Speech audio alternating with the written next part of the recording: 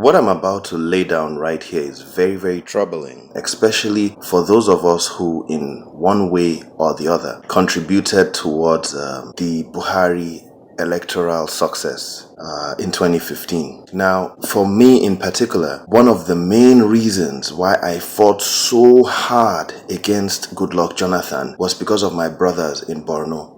And I consider the people of Borno my brothers and what they went through in the hands of Boko Haram. That was what brought about the creation of my NGO, Ends Every Nigerian Do Something. In fact, that happened on March 18th, 2013, right when there was a bombing at Sabungari. And I was like, this is ridiculous. You know, Jonathan is folding his hands are tied, or is folding his hands while people are dying. Boko Haram killed, according to estimates that I believe in and I consider accurate, at least 1 million people. We had more than 2 million, 3 million people displaced. The Northeast has been ravaged beyond possible repair. And this was very, very serious because, you know, the Jonathan government just kept folding its hands, you know, corruption, enriching themselves. The Dasukis were swallowing money. The military chiefs, the Buratais, the Bades, all of the military leadership was swallowing money and watching the people die. And it's because of Boko Haram that someone like me personally, before I used to do my activism in private, but that's when I opened up and started writing articles with my name and fighting Jonathan every day for his inaction on Boko Haram. Jonathan did not arrest a single sponsor of Boko Haram, and I kept lamenting about it. I'm like, we know they are political sponsors of Boko Haram, and you are doing nothing about it.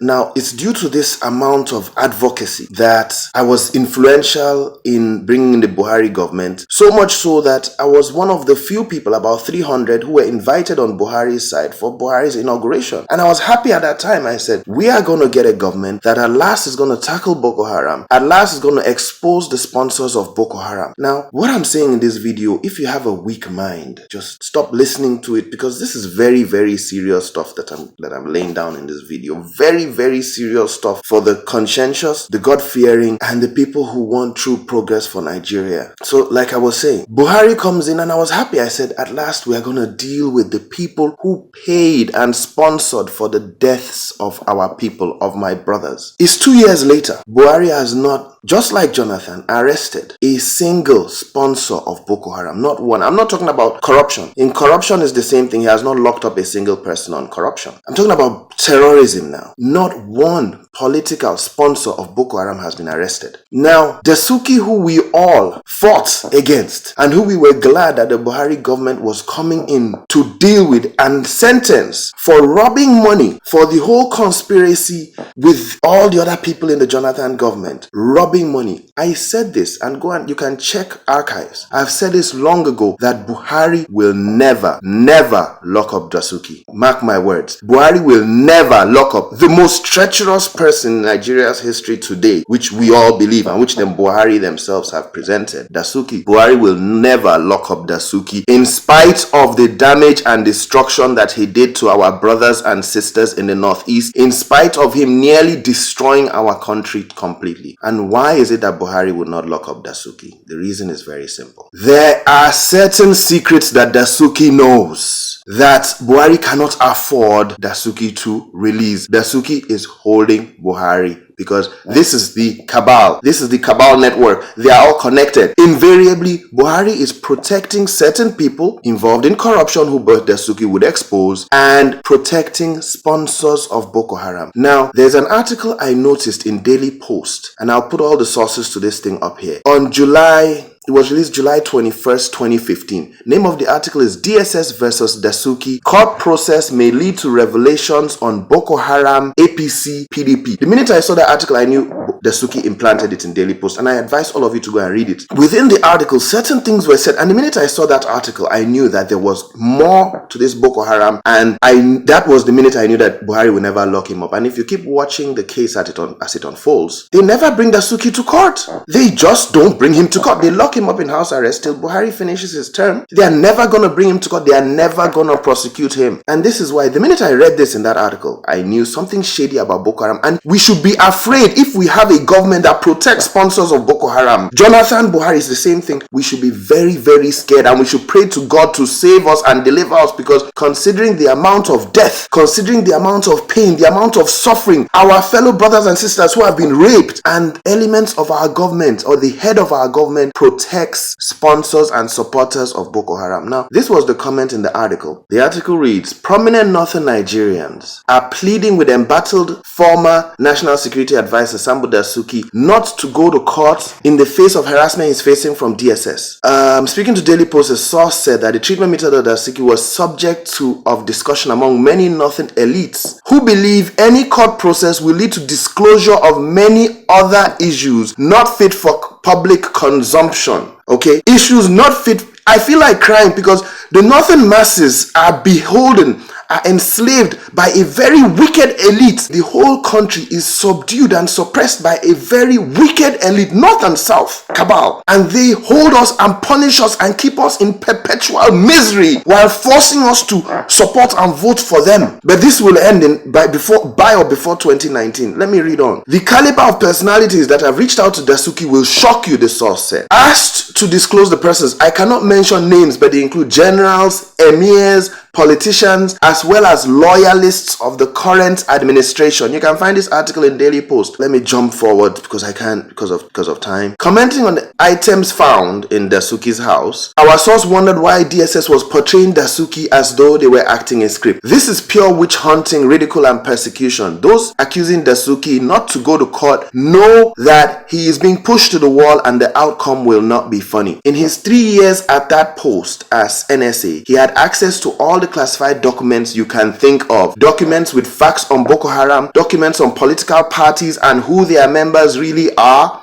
We are talking about damning revelations. Dasuki had access to list of questionable characters who funded these parties. He had access to list of those indicted for corruption and other serious charges over the years, among others. Imagine if it divulges such to the whole world. Those who have fired the first salvo should not get too comfortable. No one is saying the man should be beyond probe, but blah, blah, blah. The source disclosed that NSA's father, Ibrahim Dasuki, is prevailing on his son not to press charges. This is the kind of damning information that Dasuki threatens this government with, that he has in his possession, that any NSA has. And this is why we as Nigerian people are watching. The people who killed our people, the people who sponsored Boko Haram, are being let off the hook. And I'm going to give you the examples of it that are happening right now. Remember the case of Senator Ndume? Senator Ndume was caught, according to the evidence by the prosecution, text messages carrying threats from Boko Haram to Adoke, AGF Adoke at the time. And guess what Buhari did in that court case? Buhari tossed that court case. You can go to